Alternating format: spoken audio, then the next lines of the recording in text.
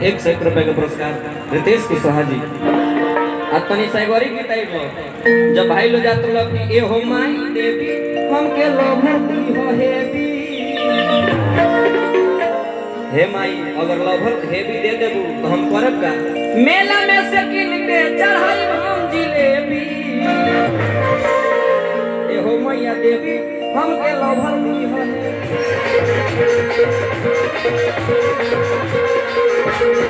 आई सोना तारावा दिहत में मैया सजल रहो मोर सेनुरा।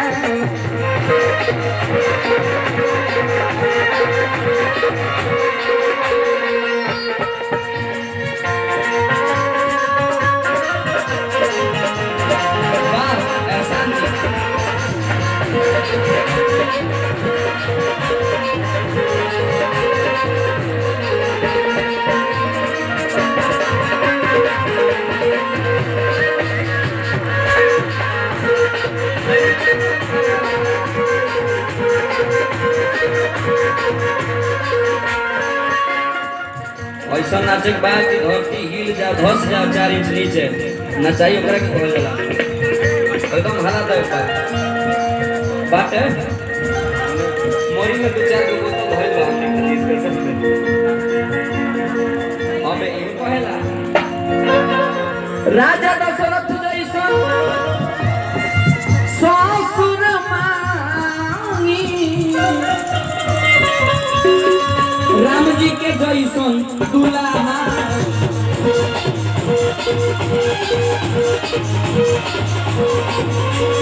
राजा दशरथ जैसा ससुर मांगिले राम जी के जैसन दुल्हा बाबा। अरे ऐसन बारवा ऐसन बारवा ऐसन बारवा मैया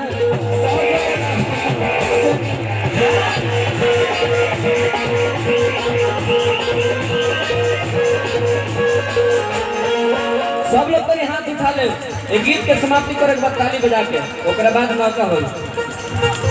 ओहो ये माई है हमार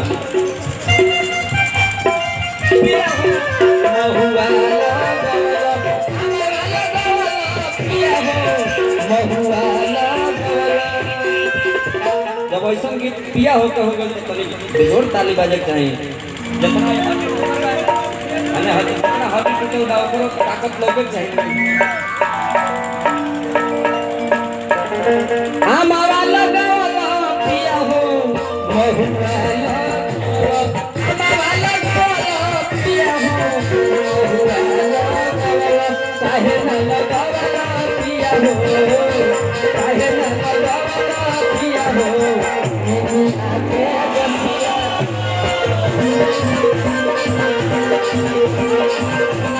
काहे न लगावा पिया हो दुनिया के बचिया।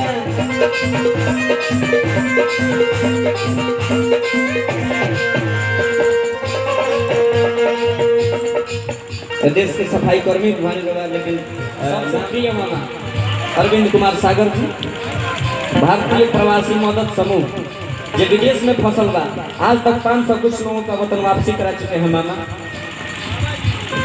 अंकेश भाई अरविंद सागर जी 500 कुछ लोगों को अपने जीवन काल में अभी ज्यादा दिन की उम्र होत नहीं है 19 साल से ऊपर रक्तदान कर चुके हैं। अब हमारे ऊपर बनल बा एकरा पहले ना रहल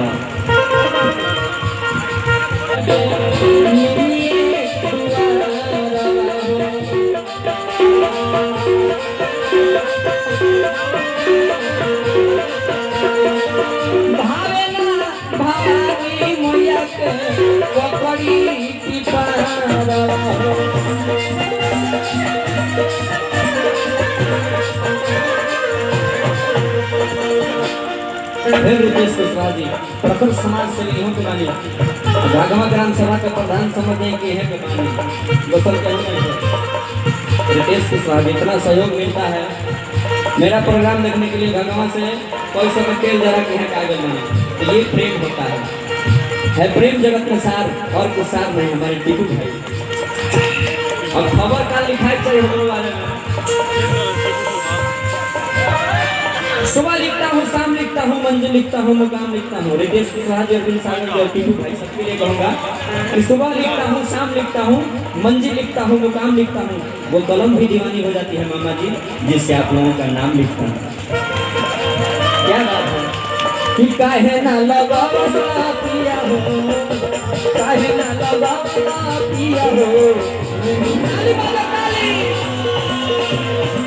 सब लोग हाथ उठा के